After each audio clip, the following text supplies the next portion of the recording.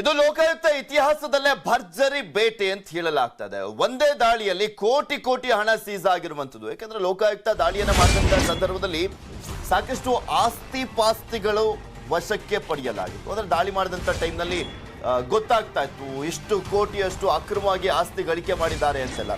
ಆದ್ರೆ ನಗದು ಹಣ ಇತ್ತಲ್ಲ, ಇಷ್ಟು ದೊಡ್ಡ ಪ್ರಮಾಣದಲ್ಲಿ ಒಬ್ಬನೇ ವ್ಯಕ್ತಿಗೆ ಸೇರಿದಂತ ಇಷ್ಟು ದೊಡ್ಡ ಪ್ರಮಾಣದ ಹಣ ಮಾತ್ರ ಸಿಕ್ಕಿರ್ಲಿಲ್ಲ. ಇದು ಫಸ್ಟ್ ಟೈಮ್ ಅಂತ ಹೇಳಲಾಗ್ತದೆ.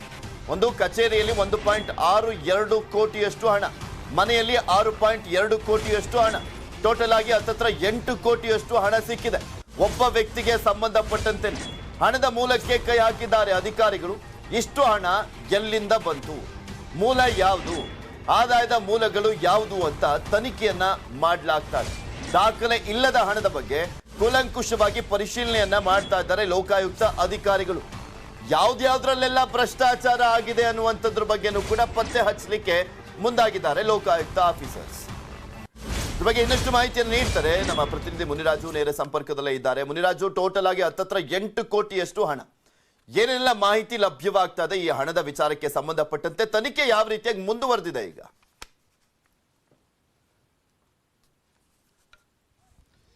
ಪೃಥ್ವಿ, ಏನು ಲೋಕಾಯುಕ್ತ ಅಧಿಕಾರಿಗಳ ಒಂದು ದಾಳಿಯಲ್ಲಿ ಇದು ಒಂದು ದೊಡ್ಡ ಮಟ್ಟದ ದಾಳಿ ಅಂತಾನೆ ಹೇಳ್ಬೇಕಾಗುತ್ತೆ. ಯಾಕಂದ್ರೆ ಒಂದು ದಾಳಿಯಲ್ಲಿ ಸುಮಾರು ಒಬ್ಬನೇ ವ್ಯಕ್ತಿಗೆ ಸೇರಿದಂತೆ ಒಂದೇ ದಾಳಿಯಲ್ಲಿ ಸುಮಾರು 8 ಕೋಟಿಯಷ್ಟು ನಗದು ಹಣವನ್ನು ಪತ್ತೆ ಮಾಡಿರುವಂತದ್ದು. ಅದು ಈ ಬಾರಿ ನಿನ್ನೆ ನಡೆದ ದಾಳಿಯಿಂದ ಅಂತ ಹೇಳ್ಬೇಕಾಗುತ್ತೆ.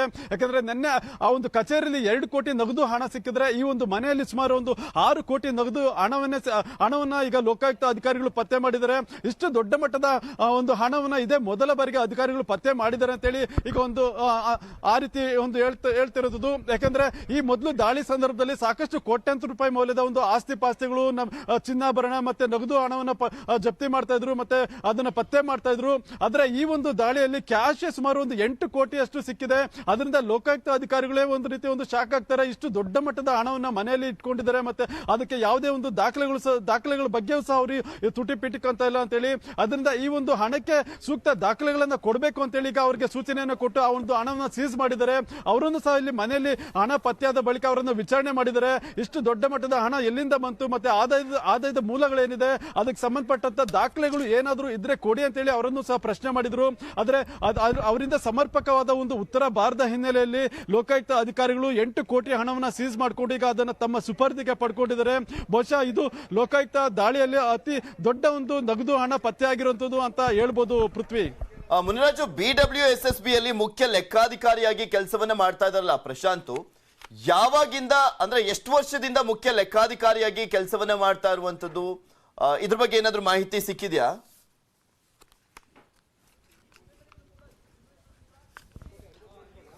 ಪೃಥ್ವಿ, ಅವರು ಅಂದ್ರೆ ಪ್ರಶಾಂತ್ ಮಾಡಲ್ ಅವರು ಬೇರೆ ಇಲಾಖೆಯಲ್ಲಿ ಇದ್ದಂತವ್ರು, ಮತ್ತೆ ಅವರನ್ನ OOD ಮೇಲೆ ಒಂದು BWSSBಗೆ ಒಂದು ಅಲ್ಲಿಗೆ ನಿಯೋಜನೆ ಮಾಡಲಾಗಿತ್ತು ಅಂತೇಳಿ ಒಂದು ಮಾಹಿತಿ ಇದೆ. ಆದ್ರೆ ಎಷ್ಟು ವರ್ಷಗಳಿಂದ ಇದ್ರು ಅನ್ನೋದ್ರ ಬಗ್ಗೆ ಈಗ ಅಧಿಕಾರಿ ತನಿಖೆಯನ್ನ ಮಾಡ್ತಾ ಇದ್ದಾರೆ. ಯಾಕಂದ್ರೆ ಅವರು OOD ಮೇಲೆ ಬಂದಿದ್ರಿಂದ ಅಲ್ಲಿ ಸುಮಾರು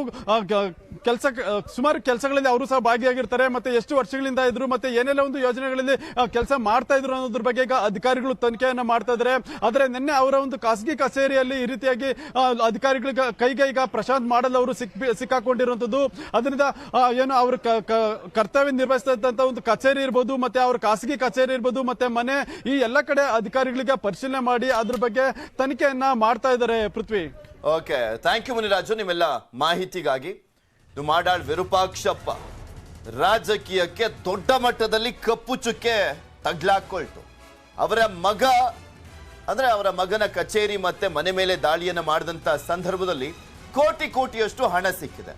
ಅದು ಕೂಡ ಶಾಸಕರು ಲಂಚವನ್ನ ಕೇಳಿದ್ರು, ಅದನ್ನ ಅವರ ಪರವಾಗಿ ಅವರ ಮಗ ಇಸ್ಕೊಳ್ತಾ ಇದ್ದ ಅನ್ನುವಂಥದ್ರ ಬಗ್ಗೆ ಆ ಒಂದು ಕಾರಣಕ್ಕೋಸ್ಕರನೇ ಲೋಕಾಯುಕ್ತ ದಾಳಿಯನ್ನ ಮಾಡಲಾಗಿರುವಂಥದ್ದು. ಇದುವರೆಗೂ ಕೂಡ ಬಿಜೆಪಿ ನಾಯಕರು ಯಾರು ಕೂಡ ಇದ್ರ ಬಗ್ಗೆ ರಿಯಾಕ್ಷನ್ ಅನ್ನ ಕೊಟ್ಟಿಲ್ಲ. ಏನ್ ಹೇಳ್ತಾರೆ ಕಾದ್ ನೋಡ್ಬೇಕು. ಬಿಕಾಸ್ ಇದು ಬಿಜೆಪಿಗಂತೂ ಮುಜುಗರ.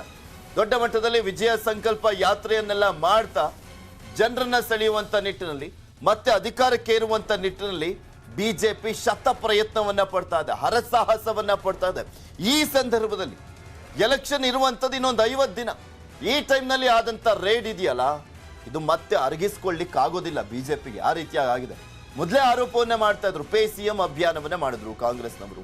40% ಕಮಿಷನ್ ಸರ್ಕಾರ ಅಂತ ಹೇಳ್ತಾ ಇದ್ರು, ಹಗರಣಗಳ ಸರ್ಕಾರ ಅಂತ ಹೇಳ್ತಾ ಇದ್ರು, PSI ಸ್ಕ್ಯಾಮ್ ಅನ್ನ ಹೊರತಂದಿದ್ರು. ಅದ್ರ ಬಗ್ಗೆನೂ ಕೂಡ ಆ ಸಂದರ್ಭದಲ್ಲೂ ಬಿಜೆಪಿಗೆ ದೊಡ್ಡ ಮಟ್ಟದಲ್ಲಿ ಮುಜುಗರ ಆಗಿತ್ತು. ಶಿಕ್ಷಕರ ನೇಮಕಾತಿ ವಿಚಾರಕ್ಕೆ ಸಂಬಂಧಪಟ್ಟಂತೆ ಆರೋಪವನ್ನ ಮಾಡಲಾಗ್ತಾ ಇತ್ತು. ಇದೆಲ್ಲದರ ಜೊತೆಗೆ ಈಗ ಒಬ್ಬ ಶಾಸಕನ ಪುತ್ರನ ಮನೆಯಲ್ಲಿ ಮತ್ತೆ ಕಚೇರಿಯಲ್ಲಿ ಸಿಕ್ಕಂತ ಹಣ ಇದೆಯಲ್ಲ, ಸಹಜವಾಗಿ ಕಾಂಗ್ರೆಸ್ಗೆ ಇದೊಂದು ಮೈಲೇಜ್ ಆಗೋದ್ರಲ್ಲಿ ನೋ ಡೌಟ್. ಈ ವಿಚಾರವನ್ನ ಇನ್ನೂ ಕೂಡ ಎಲೆಕ್ಷನ್ ಅವ್ರಿಗೂ ಅಸ್ತಿತ್ವದಲ್ಲಿ ಇಟ್ಟಿರ್ತಾರೆ. ಯಾವುದೇ ಕಾರಣಕ್ಕೂ ಇದನ್ನ ಮಾತ್ರ ಅವ್ರು ಬಿಡ್ಲಿಕ್ಕೆ ಹೋಗೋದಿಲ್ಲ. ಇದೊಂದು ದೊಡ್ಡ ಅಸ್ತ್ರ.